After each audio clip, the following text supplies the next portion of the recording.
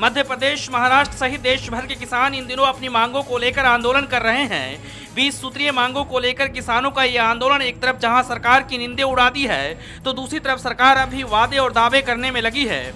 इस बीच किसानों के मुद्दे पर शिवसेना ने मोदी सरकार की तीखी आलोचना की है। बीजेपी की सहयोगी पार्टी शिवसेना ने किसानों के मुद्दे पर मोदी पर करारा तंज कसा है।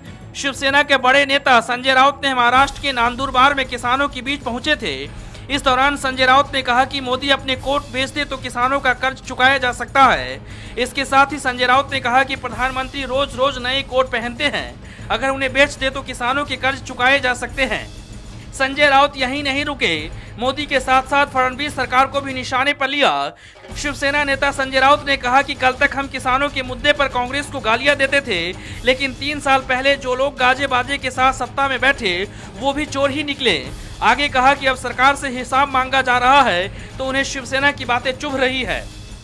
किसानों की मांगों का समर्थन करते हुए लंबे समय से शिवसेना किसानों की कर्ज माफी की मांग कर रही है। इतना ही नहीं, शिवसेना ने तो यहां तक अल्टीमेटम दिया हुआ है कि अगर किसानों की पूर्ण कर्ज माफी नहीं की गई तो बीजेपी महाराष्ट्र में मध्यावधि चुनाव के लिए तैयार रहे। केंद्र की मोदी और महाराष्ट्र की फडणवीस सरकार में सहयोगी शिवसेना बीजेपी पर कई मोर्चों पर आलोचना कर तीखा प्रहार करती है। ऐसे में सवाल उठता है, क्या यह आलोचना सिर्फ राजनीतिक सौदेबाजी तक सीमित रहे या फिर आने वाले समय में दोनों के रास्ते अलग होंगे? हालांकि अभी इंतजार करना होगा।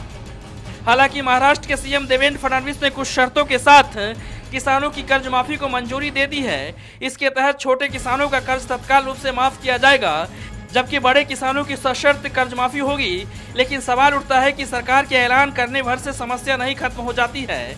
यूपी में भी किसानों के लिए योगी सरकार ने 36,000 करोड़ का कर्ज माफी का ऐलान कर चुकी है, लेकिन अब तक ये लागू ही नहीं हुआ है। तो ये समझा जाए कि महाराष्ट्र में कर्ज माफी का ऐलान कर सिर्फ किसानों के आंदोलन को टाला गया है। Bureau report, national Dastak.